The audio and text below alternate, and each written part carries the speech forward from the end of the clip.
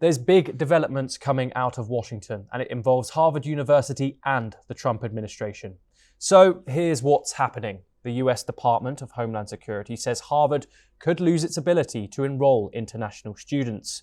Why? Because the government says Harvard hasn't handed over enough information about foreign students on visas who may have been involved in recent campus protests. DHS Secretary Kristi Noem is leading the charge. She's accused some foreign students of participating in what she called illegal and violent activities, and she's given Harvard until April the 30th to return over records. If the university doesn't comply, it could lose the right to host foreign students. But that's not all. DHS has already cancelled over $2.7 million in grants to Harvard, and the Trump administration is freezing more than $2 billion worth in federal funds. There's also a push to strip Harvard of its tax-exempt status, something that would hit the university very hard financially. The IRS is reportedly preparing to make a move very soon.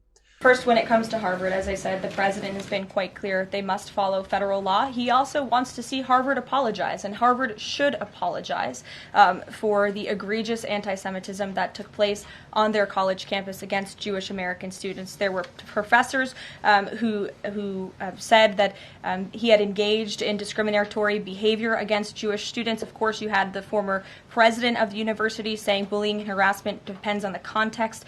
You also had an encampment on Harvard Yard that we all saw play out before the cameras. The university failed to impose formal discipline on any students for this anti-Semitic conduct violations, including the occupation of a campus building and the disruption of classes with bullhorns. The president believes Harvard should apologize to its Jewish American students for allowing such egregious behavior. As for the tax-exempt status, I would defer you to the IRS for any updates. Harvard's response? It says it will follow the law, but it won't give up its independence or constitutional rights.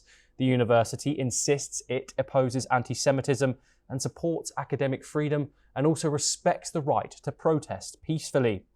Now, all this comes as the Trump administration cracks down on universities over pro-Palestinian protests that have erupted across campuses.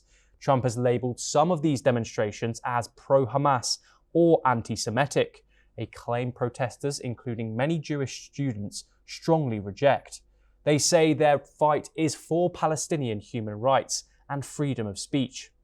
Beyond Harvard, schools like Columbia, Princeton, and Cornell are also feeling the heat, losing grants and facing threats to cut funding over DEI programs, transgender policies, and more.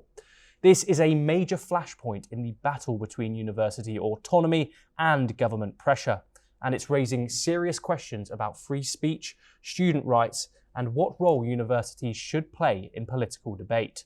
For more global issues explained, follow NewsX World.